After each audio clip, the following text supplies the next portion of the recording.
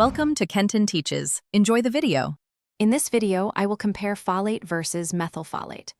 Folate is a crucial B vitamin, vital for many bodily processes, but it's not always in its most usable form.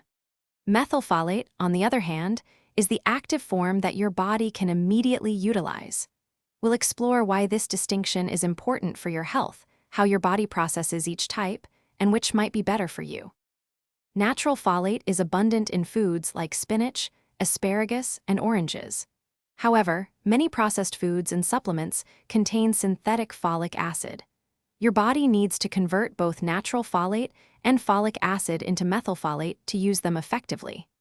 This conversion process relies on a specific enzyme, MTHFR, which plays a key role in making folate biologically active.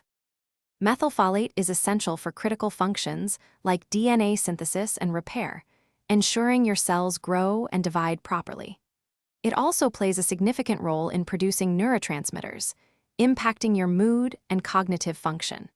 For about 25% of the population, genetic variations in the MTHFR enzyme can hinder the conversion of folate, making methylfolate supplementation particularly beneficial.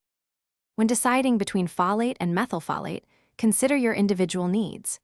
If you suspect you have MTHFR gene variations, methylfolate might be a more direct and effective option for you.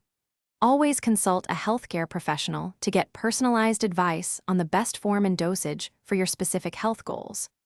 Also, make sure to check the description below for a link to those leak-proof meal prep containers and other great deals.